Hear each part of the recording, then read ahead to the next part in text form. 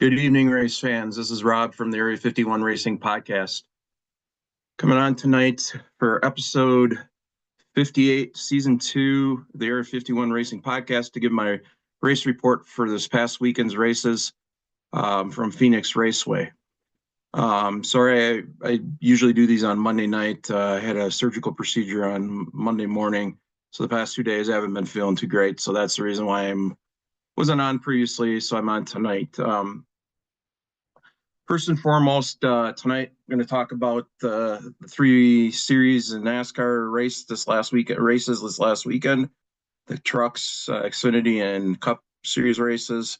Talk about Jeremy Clements Racing's race results, the big debate about having practice or not having practice, and the NASCAR waiver process for drivers. It's been a big thing on social media platforms between drivers the past couple of weeks, especially after Catherine Legg incident last week with Daniel Suarez. They took him out of the race. I know Kevin Harvick has popped in on give his opinion on it, and so has obviously Daniel Suarez. So we'll get into that. First off, though, we want to pass on our condolences from the Area 51 Racing Podcast to our friend Jeff O'Day, the owner of First Pacific Funding. Jeff recently posted on his social media platform that his mom passed away. Jeff, Bobby, Dave, and I send our deepest sympathies and condolences to you and your family. We're so sorry for your loss of your mother. On that note, more positive note, NASCAR Xfinity Series race report for Jeremy Clements Racing from Las Vegas Motor Speedway this past Saturday is going to be brought to you by Anna Amor Designs, LLC. Anna Amor Designs is owned by Anna Banks. She is a owner of this small business. She runs it from her house in Ohio. Anna makes anything and everything you can think of, from T-shirts, sweatshirts, tumblers like these, that garden flag right there. She makes stickers, coffee mugs. I don't know if you can see one. There's a coffee mug right over there. Pretty much anything and everything you can think of, Anna can do. She's a partner of our podcast. She does a lot of stuff for us, T-shirts and sweatshirts and that type of stuff. Not only for us, but for other fans and also other partners of our podcast, and actually other partners of Jeremy Clements Racing. So please check out Anna Amor Designs on her Facebook page, Anna Amor Designs LLC. If you want to order something or interested in anything Anna has to offer, send her a message, see if she can make it. I'm pretty sure she probably could make it. So it's quality work and affordable pricing. So she also has gift certificates. So if you're looking for a quick, easy gift for somebody that you can't think of what to get them, give Anna a message and she'll get you a gift card out for your special someone that you want to give a gift to. To get into the race report for Jeremy Clements Racing this weekend, Friday was practice. He did 3 runs. First one, the car was a little tight. Was hitting the track on the first run. They made an adjustment. They went back out. Second run, they made the car loose. And they took the previous adjustment out and did a different adjustment to it, went back out. Third run, the car was a little better, but still a little loose. Case Kallenbach, Jeremy's crew chief, told Jeremy he didn't really want to make an adjustment to get too far out of their box. So they wouldn't be good for the race. He said, I think we're good where we're at right now. And he's told Jeremy that he'd make an adjustment for his qualifying lap. They got the car cooled down, ready for qualifying, and Jeremy laid down an awesome lap. And he ended up qualifying P13. Saturday was the race. It was different than practice. Practice, it was really windy. Saturday, it wasn't quite as windy. So set up in the car I think the wind, the lack of wind, and the difference in weather may have affected the setups in the cars. Jeremy's started, like I said, P13 for the race. On the very first lap, first corner, Christian Eckes decided in the number 16 car to go 4 wide. And as a result, it caused the 27 car Jeb Burton to take the air off the rear of the number 18 car, William Swalich. Swalich got loose and into the wall, causing a wreck. Just barely missed the rear end of Jeremy's car as it came back down the track, and the 4 car of Parker Retzloff also spun out. Jeremy just was displeased with Eckes and on the radio, and basically between him and Case talking with one another, they said that somebody needs to talk to this kid if he wants to continue to have a career in the Xfinity series, because he's done this multiple weeks in a row. And in fact, in the third stage, I think it was, he damn near wrecked Jeremy again. Kid's super talented. I mean, obviously he wouldn't be in the Xfinity series if he wasn't. Did very well in the truck series. He's just got to learn you can't win the damn race on the first lap, I guess. So in the first stage, Jeremy is running his car. Car was not handling well. His right front, he was having right front tire issues, and the front end of the car was sliding in the corners. Eventually, he lost all turn on landing in the corners. And as a result of the ill handling in car, Justin Allgaier, the number 7 Chevy, had a hot rod, and he ended up putting Jeremy a lap down. At the end of the stage 1, caution came, and on the caution lap, before the pits opened, Jeremy radioed that he lost all fuel pressure in his car, and eventually the car shut off and it wouldn't restart. He had to have a tow truck push him into the pits, to his pit stall, where they ended up opening the hood, squirting ether into the carburetor while putting a can of fuel into the car. Case was telling Jeremy to put his foot to the floor, start the car, and just rev it to 6,000 RPMs until the car would start and stay running. This actually worked. They got the car running. They told Jeremy that he wanted him to go back out on the track and then come back in so he would stay on track and not go more laps down and come back in, and then they would service the car with fuel and tires. Jeremy did that. When they came back in to get fuel and tires, the pit crew had an error and got a loose tire that left the pit box, so they got a penalty for a loose tire. And ultimately, anyways, we're going to the end of the longest line for pitting when the pits were closed, when they got pushed to the pits by the tow trucks. So they started at the end of the rear of the longest line and ended up going another lap down as a result. So they started stage 2 laps down. Unfortunately, cautions didn't fly the way they thought they would, and the car continued to handle not great. It started out handling good, but towards the end of the run, it started getting really bad, where Jeremy wasn't able to really turn in turns 3 and 4.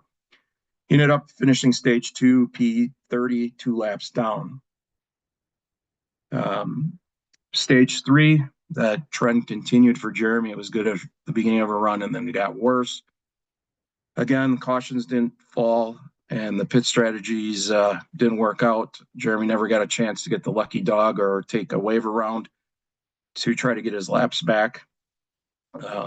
He was pretty much locked in at P24 and couldn't advance as a result of the caution flags not coming out. Jeremy was bummed and upset at the end of the race. Case told him that he, however, was running P6 lap times and some of the fastest laps of the race, and that had he not been 3 laps down, he probably would have finished P6 in the race. Case said that he told Jeremy that they have a really good bunch of notes for their notebook for their 1.5 mile track package to work on, and that they think they're trending in the right direction. Ultimately, Jeremy finished, like I said, P24, and he was 3 laps down. As a result of that, he dropped to P20 in the driver's point standing, unfortunately. Hopefully they can get things turned around this weekend at Miami Homestead. Of note, the Xfinity race recap, Josh Williams had been battling some type of a virus, flu, and had on Friday during practice and qualifying was having issues breathing in his car because of it. He did try to race on Saturday. He did do the whole first stage of the race. However, he was having troubles breathing again. Even tried to loosen his seatbelts a little to try to give him more room to breathe, and still wasn't able to due to the illness. So at the end of the stage 1 break, Kaulig Racing asked Ty Dillon to step in and drive the number 11 Chevy as a replacement driver for Josh Williams. Hopefully Josh gets better. He's a good driver, good guy, does a lot of stuff for kids in hospitals where he goes to the track or to the hospitals the week of the track or the week of the races in the hospitals or in the area where the racetracks are. Qualifying, this first race was a qualifying race for the Dash for Cash. Justin Allgaier ended up winning the race. Again, he had the fastest car on track. Him and the P2 finisher, Eric Almirola. Same thing last week. It was a battle between Almirola and Allgaier this week as well, except this week the tables were turned and Allgaier was able to win the race. Jesse Smith, the number 2 RCR Chevy, finished 3rd, and finishing 4th was Sam Mayer in the 41 Haas factory team Ford. Those 4 cars qualify for the Dash for Cash for this coming race in Miami Homestead Speedway. I believe the winner gets $100,000 cash out of those 4 drivers this week, whoever finishes the highest. Like I said, it was a good race. Allgaier and Almirola again battling for the lead, back and forth. And then ultimately, once Allgaier was able to get past Almirola, he checked out. And Almirola, towards the end, the last probably 20 laps or so, was catching up with to Allgaier, but just Allgaier's car was just too strong. Kudos to Justin and his team. He got his first win of the season. Before I move on, another note for Jeremy Clements Racing. I don't know if any fans have seen or not. If you follow Jeremy Clements Racing on social media, one of his longtime partners, Kevin Whitaker Chevrolet, in South Carolina, they always sponsor Jeremy's car. They usually do the throwback livery to Dale Earnhardt Sr. or Dale Jr. They did this past year. This year, they are sponsoring the Martinsville car, and they are doing a throwback livery to the Martinsville hot dog stand, the world famous Martinsville's hot dogs. It's a pretty cool design and livery. Again, Michael Maselli knocked it out of the park on his design and concept. So check out Jeremy Clements Racing and Kevin Whitaker Chevy's social media platforms to see the design and livery of the Martinsville car. It's pretty badass. Craftsman Truck Series race report. Rookie Corey Day, number 7 Spire Motorsports Chevy truck got the pole. He's racing, I believe, a part-time schedule in I guess they call it the 7 truck is the all-star truck. It's the truck that Kyle Busch will race in sometimes, and some other drivers throughout the year. Corey Day is an open wheel dirt, like sprint car driver. I think he does like the midgets and that type of stuff, but he's primarily a dirt racer. The kid is uber talented. And like I said, he got the pole for the truck race. Unfortunately, he didn't finish as well in the race. The race was rain delayed at one point, which is hard to believe in Arizona, or not Arizona, in Las Vegas in the desert. It actually rained and was cool. And when the rain delay ended, the race got back underway, and ultimately Corey time in the number 11 Tricon Garage Toyota won the race. P2 was Grant Enfinger in the number 9 CR7 Motorsports Chevy, and P3 was Tanner Gray, the number 15 Tricon Garage Toyota. It was a good race.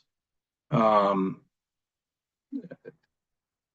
it was good to see the trucks back on track after having several weeks off. The Cup race. The pole sitter was Michael McDowell in the 71 Spire Chevy. Michael McDowell, for some reason, the last year and this year has been on a tear on setting the poles for races. It's crazy. Fortunately, he's not getting the results on track for whatever reason unknown. The Cup race actually was a pretty good race. The podium finish actually ended up being the winner, Josh Berry, the number 21 Ford Wood Brothers Ford. Unbelievable car, unbelievable race that Josh Berry and his crew chief and team called. They were able to, there was a late caution, I think it was lap 245, that ended up splitting flipping the pit strategy that other teams had been on, and allowed Barry, Daniel Suarez, Ryan Preece, and some other teams to get in contention for the race win. And ultimately, on lap 249, the restart, it was Barry Suarez and Ryan Preece battling for the lead for 5 laps. And on lap 254, Josh Berry finally was able to clear Preece and Suarez to the lead, and then he checked out. And like I said, it was awesome to see that Wood Brothers Ford iconic number 21 red, white, blue car back in victory lane. And the cool thing is, Josh Berry is the 7th driver in the history of the Wood Brothers to get their first career Cup victory as a driver for the Wood Brothers. Obviously, the last driver to get their 100th victory and his first career victory was last year at the Daytona fall race, and that was Harrison Burton. Great to see, like I said, the Wood Brothers back in victory lane. Josh Berry is a great driver, very talented, true grassroots racer. In fact, when he did a little bit of a burnout and then just came to victory lane and celebrated, he said the reason why he didn't do a big burnout is he didn't want to blow up the engine and damage the car, because he knows as a short track grassroots racer that you break something, you have to work on it and fix it and pay for it. So, like I said, great guy, great win. Super happy for him and the Wood Brothers. P2 was Daniel Suarez in the 99 Chevy for Trackhouse Racing. Great race for Trackhouse and Daniel. Big turnaround. Hadn't been finishing great, and then last week was the big controversy with Catherine Legg, where Daniel was running in 6th place, I believe it was, and Catherine spun out and took Daniel out and ended his day. And then Ryan Priest finished P3 in the number 60 Ford RFK. That was awesome. Just good to see the Ryan Priest, Daniel Suarez, guys that usually run okay mid to rear pack. Finally see them get a really good finish and get rewarded for their hard work. And so on that note, I covered the 3 series. That's my race report. 2 things that I want to discuss this week real quick that have become a big deal that like the past couple weeks. One is the NASCAR driver waiver process. Again, this involves the incident between Suarez and Catherine Legg last week. NASCAR approved Catherine to be able to drive on a short track, which Phoenix is considered a short track because it's a mile or less. And even though she had been given notice 10 days before that she was going to be racing in the number 78 for BJ McLeod Motorsports. McLeod Motorsports, no disrespect to them, but they are a small independent team that doesn't have the resources or the funding to have really good equipment. So Catherine sort of was put in a predicament where she was, as Kevin Harvick said, thrown to the wolves. And even though Suarez and Harvick both said she doesn't have the experience, she does, which is true. She doesn't have the experience in the actual current gen Cup car. However, she has a ton of experience in open wheel, IMSA, Trans Am, I believe, racing. So, and the IMSA Trans Am cars are similar to a Cup car.